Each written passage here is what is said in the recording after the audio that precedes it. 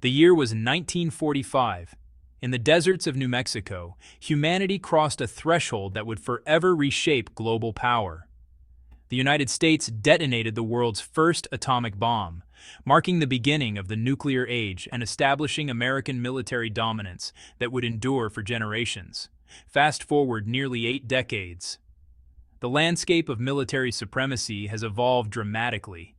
Today's battlefields aren't just contested by soldiers and tanks. They're increasingly dominated by machines that fly without pilots, strike without warning, and disappear without a trace. And in this new arena of unmanned warfare, a surprising competitor has emerged from the East. For the better part of a century, the United States has maintained its position at the pinnacle of global military technology.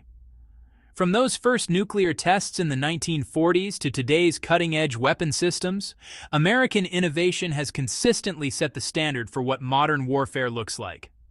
Consider the USS Gerald R. Ford, a supercarrier that cost over $13 billion and represents the most sophisticated naval vessel ever constructed.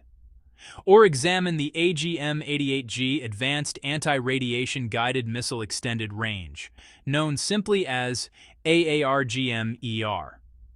This weapon screams through the sky at 3.5 times the speed of sound, hunting enemy radar installations from nearly 200 miles away. These aren't just impressive statistics.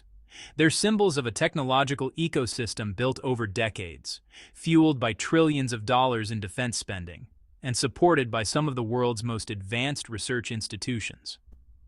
But military supremacy has never been permanent. History teaches us that technological advantages eventually erode, that innovation spreads, and that today's leader can become tomorrow's competitor. Rewind to the early 2000s. China's military was largely viewed as a massive but technologically inferior force, strong in numbers but weak in sophistication. Western analysts often dismissed Chinese weapon systems as copies of Russian designs, decades behind American capabilities.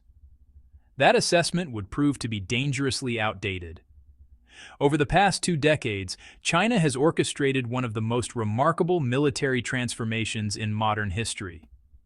Through a combination of domestic innovation, strategic investments, and focused development programs, the People's Liberation Army has catapulted from technological obscurity to recognition as the world's 3rd most powerful military force. The numbers tell part of the story. China's defense budget has grown exponentially, now exceeding $200 billion annually. But the real transformation isn't just about money, it's about results. January 11, 2011. Aviation enthusiasts in Chengdu noticed unusual activity at a military airfield. Within hours, photographs began circulating online showing something unexpected: a large, angular aircraft with distinctive stealth characteristics preparing for flight. This was the J-20, China's first indigenous stealth fighter. Western intelligence agencies had known about the program, but few expected it to reach flight testing so quickly. The aircraft's successful maiden flight represented a watershed moment, proof that China could design and build advanced stealth aircraft without foreign assistance. The J-20 wasn't just impressive for a developing military power. It was genuinely advanced, incorporating stealth-absorbing materials, advanced avionics, and design features that suggested Chinese engineers had solved many of the complex challenges that make stealth aircraft so difficult to develop. But this was just the beginning. October 1, 2019. Beijing's Tiananmen Square hosted a massive military parade celebrating the 70th anniversary of the People's Republic. Among the dozens of weapon systems on display, one particular missile caught the attention of military analysts worldwide.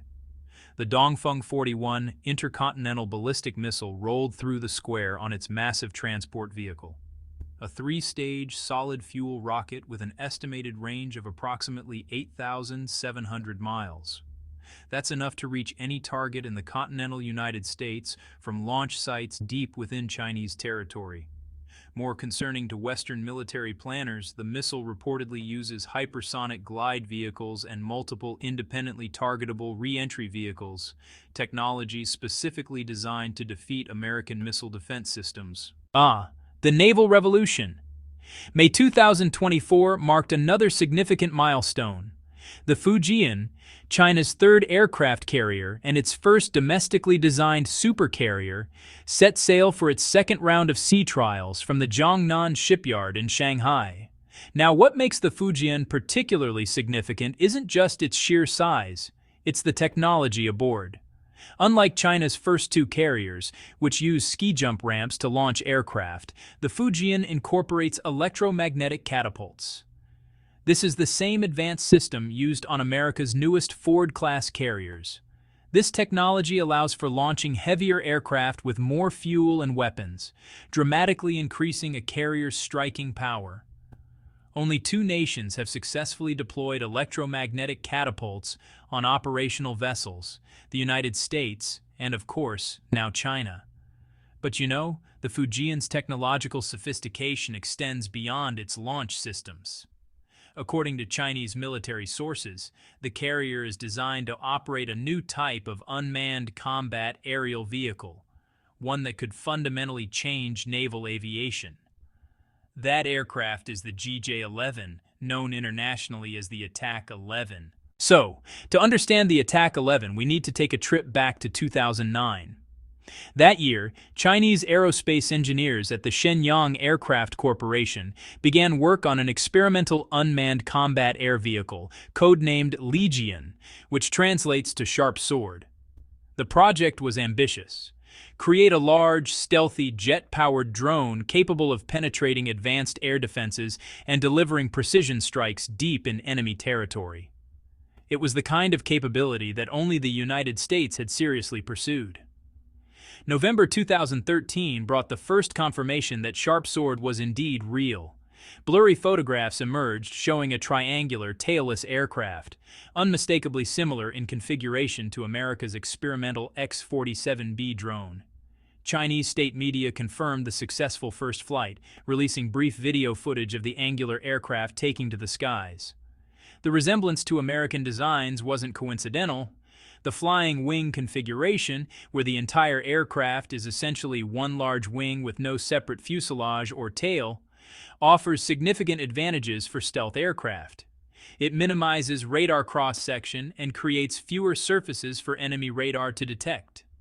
Western observers took note, but many dismissed Sharp Sword as a technology demonstrator, an experimental platform for testing concepts rather than a weapon destined for operational service. Then something strange happened. Sharp Sword vanished. So, from 2013 to 2019, Sharp Sword essentially disappeared from public view. No new photographs emerged.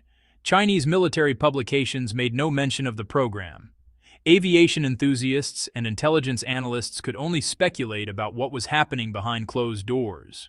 Was the program canceled? Had technical problems grounded the aircraft? Or was something else happening? Something the Chinese military didn't want foreign observers to see. The answer came on October 1, 2019, at that same military parade in Beijing. Rolling through Tiananmen Square on transport vehicles came several aircraft that looked similar to Sharp Sword, but with notable differences.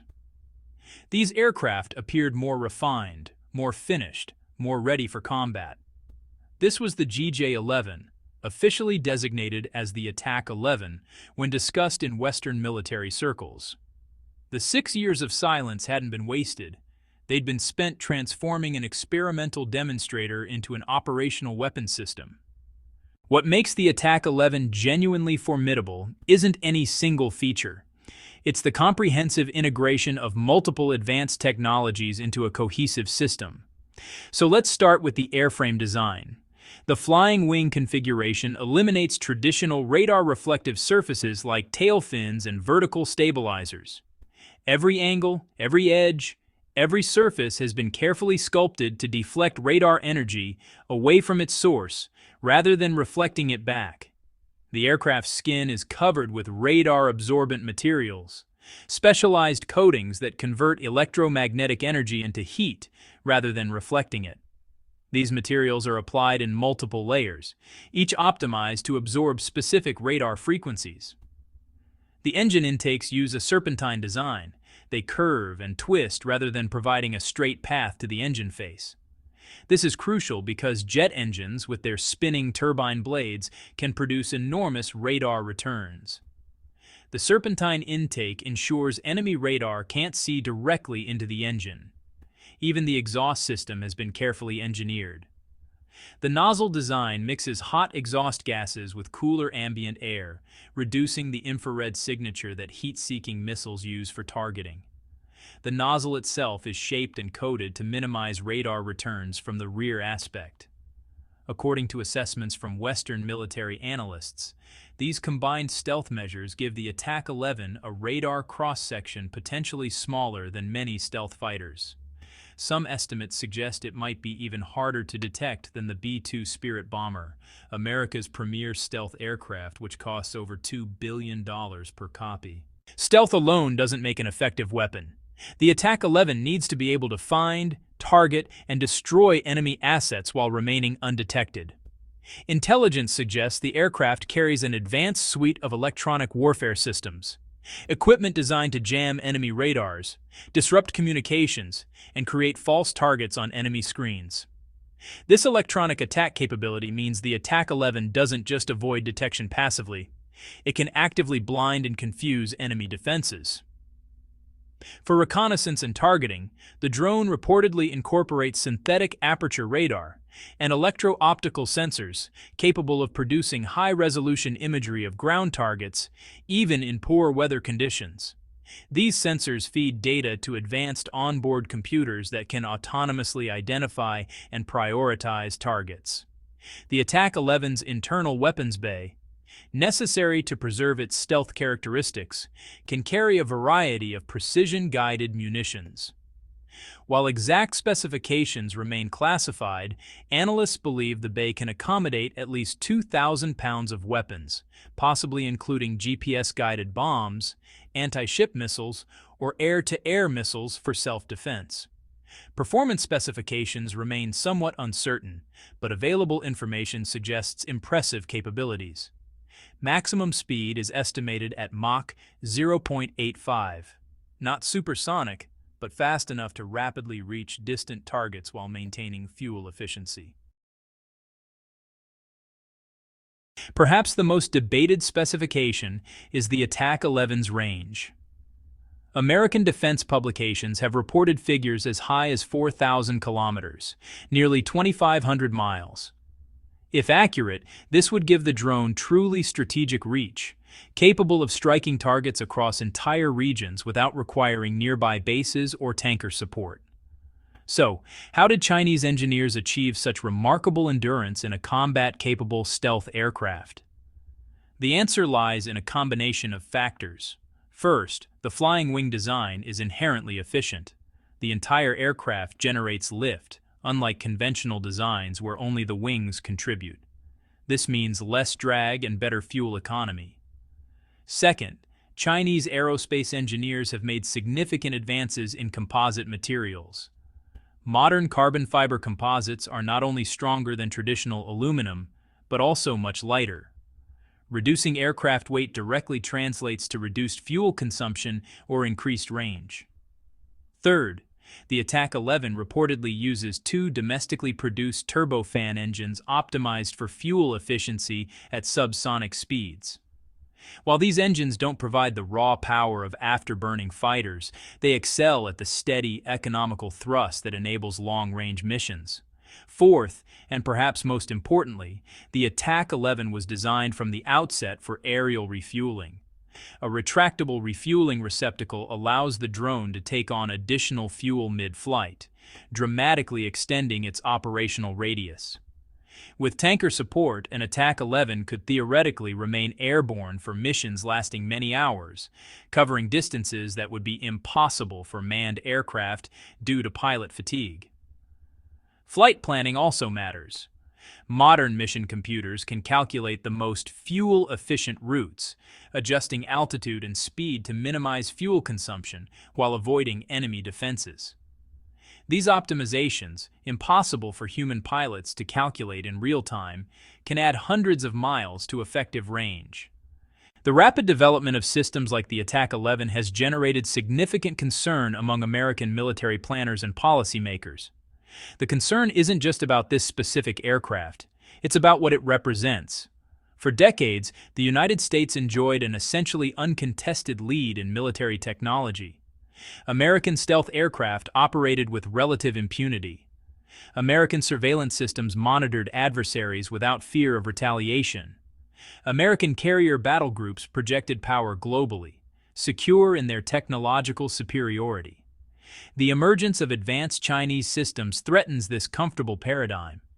If China can field stealth drones in significant numbers, American forces could face contested airspace even in regions far from Chinese shores. If those drones can be carrier-launched, Chinese carriers become genuine threats rather than just prestige projects. The speed of Chinese progress is particularly unsettling. The time from Sharp Sword's first flight to the Attack 11's public debut was only 6 years, a remarkably short development cycle for such an advanced system. By comparison, America's X-47 Bravo demonstrator first flew in 2011, but the U.S. Navy still hasn't fielded an operational carrier-based stealth drone over a decade later. This suggests that China has developed not just individual advanced weapons, but the entire industrial and technological ecosystem needed to rapidly design, test, and deploy new systems. That's the kind of capability that can change the global balance of power. Of course, the United States hasn't been standing still. While China developed the Attack 11, American aerospace companies were working on their own next-generation systems. The most notable is the RQ-180, a highly classified stealth reconnaissance drone that reportedly entered service with the U.S. Air Force's 427th Reconnaissance Squadron around 2019, the same year the Attack 11 made its public debut. Almost everything about the RQ-180 remains classified. No official photographs have been released. The Air Force has never formally acknowledged the program's existence. What we know comes from leaked budget documents, occasional observer sightings, and careful analysis by aerospace journalists. Based on available information, the RQ-180 appears to be an enormous flying wing, potentially larger than the Attack 11, optimized purely for reconnaissance and electronic warfare rather than strike missions. Its design prioritizes endurance and sensor capability over weapons payload. Reported specifications suggest the RQ-180 can remain airborne for up to 24 hours on a single mission, loitering over target areas while its advanced sensor suite collects intelligence. Its radar systems can reportedly map ground targets with extraordinary resolution, while passive electronic sensors listen to enemy communications and radar emissions. The RQ-180's stealth technology is believed to be even more advanced than the B-2 bomber, incorporating materials and design features developed specifically to defeat modern low-frequency radars that can sometimes detect earlier stealth aircraft. Perhaps most significantly, the RQ-180 is designed to operate as a node in a larger network. It can share sensor data in real time with other aircraft, ships, satellites, and ground stations, creating a comprehensive picture of the battle space. This networked approach represents the future of military operations, where individual platforms matter less than the integrated system they form part of. Russian military analysts have described the RQ-180 as one of the most serious threats their air defense forces have ever faced. The aircraft's combination of stealth, endurance, and advanced sensors means it could potentially operate over Russian or Chinese territory with relative impunity, collecting intelligence while remaining nearly invisible. So how do the Attack 11 and RQ-180 compare? The honest answer is that direct comparison is difficult because they're designed for somewhat different missions. The RQ-180 is primarily a reconnaissance and surveillance platform, an eye in the sky that gathers information while staying hidden.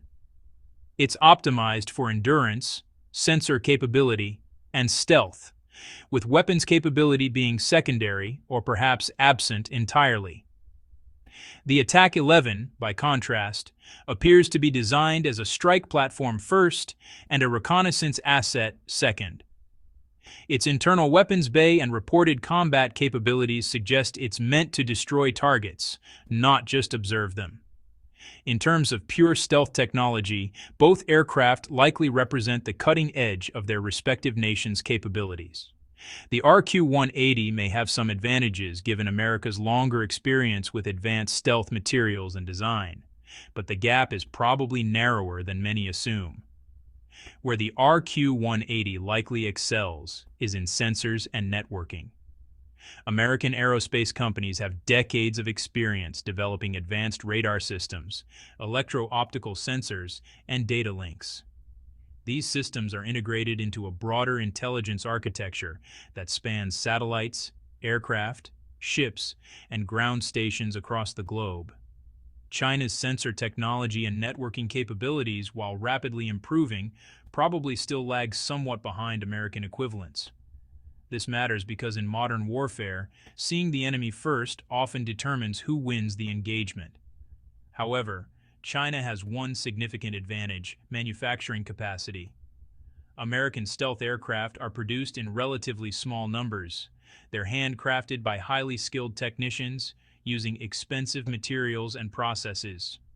China's massive industrial base means it can potentially produce aircraft like the Attack 11 in much larger quantities, potentially offsetting any individual technological advantages American systems might possess. September 2021 brought another intriguing development.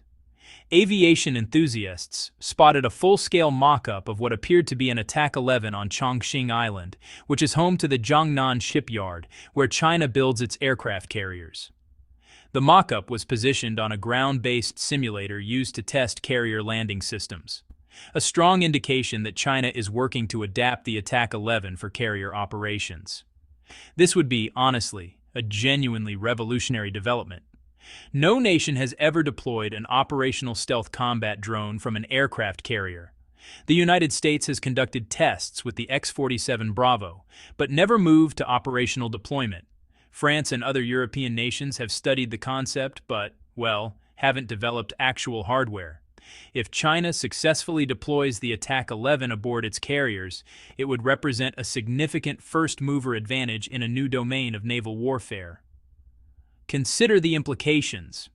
A carrier battle group equipped with stealth drones could conduct reconnaissance and strike operations hundreds of miles from the carrier itself, well beyond the range where the carrier might be vulnerable to anti-ship missiles. The drones could penetrate areas too dangerous for manned aircraft, gather intelligence, strike high-value targets, and return, all without risking pilots' lives. The tactical flexibility would be extraordinary. Traditional carrier air wings consist of manned fighters, electronic warfare aircraft, and helicopters, each with specific roles and limitations. Adding stealth drones creates entirely new operational possibilities. Missions that would be too risky for manned aircraft become feasible when no pilot's life is at stake. The Attack 11's development must be understood within China's broader strategic objectives. For decades, Chinese military doctrine has focused on what's called anti-access and area denial, developing capabilities to prevent American forces from operating freely in the Western Pacific. This strategy recognizes that China cannot match the United States ship for ship or plane for plane, at least not yet. Instead, it seeks to create zones where American forces would face unacceptable risks, areas where advanced missiles, submarines, and aircraft make intervention too costly. The Attack 11 fits perfectly into this strategy. A carrier-based stealth drone extends China's defensive perimeter further into the Pacific.